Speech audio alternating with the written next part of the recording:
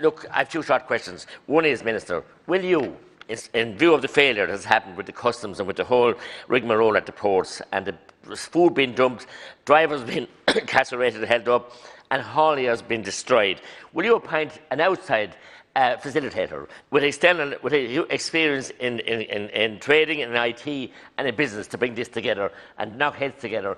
You were promised and you were warned about this by Deputy Murphy and many more of us. This was going to happen, confusion and disarray, and that's what we have. And it's too serious, our industry is too important to allow that to happen. And I want you to please bring in an outside facilitator. We haven't enough trained agents, we haven't enough training given to the hauliers, but above all, when there's 2 or 3 different systems and they're not connecting, and they're not intermessed, and system failures and everything else. So will you please bring in someone external before it's too late to try and save the businesses, save the holidays, and above all, save the waste of good food and other products going damaged.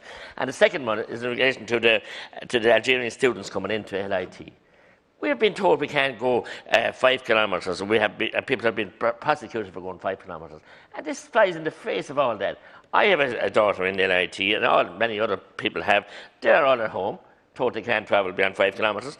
And this, while it's an Erasmus scheme, I understand, this should not be happening in the middle of a pandemic.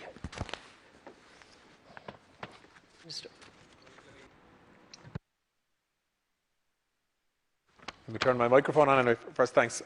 Thank you. Look, in relation to, first of all, there isn't complete failure in ports, Deputy. And we all have a responsibility to try and address problems when they arise, but not to exaggerate them for effect either. The Revenue Commissioners are working night and day to work with haulage companies, with exporters and importers, to try to help people adjust to the new systems. This is a change that we've been warning about for many, many months.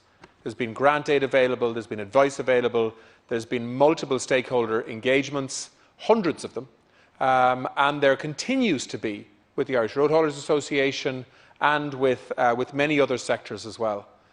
And we will, as I said, we're at a point now where 80% of goods that come into Rosslare and Dublin are being green-laned successfully, without any delays or checks at all. It's the other 20% that we need to work with to help them adjust to the new systems. Of course, Revenue Commissioners are adjusting and changing and improving their systems all the time, and are showing flexibility when they can.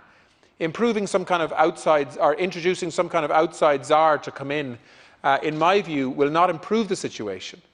Instead, what we need is continued consultation. We've only had this new system, or these new systems in place for a number of weeks. That's all.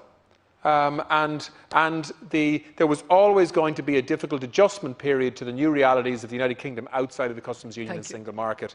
That's what we're seeing. Thank you, Minister. We'll continue to work closely with stakeholders and hauliers to do everything we can to ease this transition. Thank you, Minister.